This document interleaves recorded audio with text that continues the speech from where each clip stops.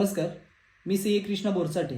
आजचा हा व्हिडिओ त्या लोकांच्यासाठी आहे जे लोक म्हणतात की आम्ही ITR फाईल केल्यानंतरही सुद्धा आम्हाला दंडाची नोटीस का येते. तर ITR फाईल करणे आणि बिंदास राहणे हे व्यावसायिकाचे इतकंच काम नसून आपण ज्या वेळेला ITR फाईल करतोय आणि OTPच्या थ्रू त्याला व्हेरीफाय करतोय त्यावेळेला सिस्टीम त्या आपल्या फाईल केलेल्या ITR वरती प्रोसेस करते.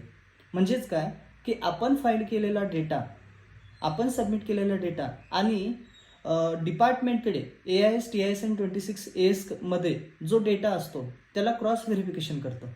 ते क्रॉस व्हेरिफिकेशन करताना आपण दिलेला डेटा आणि त्यांच्याकडे असलेला डेटा जर समजा मिसमॅच असेल तर आपल्याला दंडाची नोटीस ही 100% येतेच येते. उदाहरणार्थ एखाद्या बँकेकडून आपण इंटरेस्ट घेतोय आणि तो बँक इंटरेस्ट आपण ITR फाईल करताना जर दाखवत नसेल आणि AIS TIS ला तो इंटरेस्ट शो होत असेल तर 100% तुम्हाला ही नोटीस येते. म्हणून ITR फाईल करताना ही काळजी घ्या की डिपार्टमेंटकडे AIS TIS आणि 26 AS वरती जो डेटा आहे तो आणि तुम्ही सबमिट करताय तो डेटा योग्य आणि क्लिअर आहे का, जेणेकरून आपल्याला 143च्या अंडर डिमांड नोटीस येणार नाही.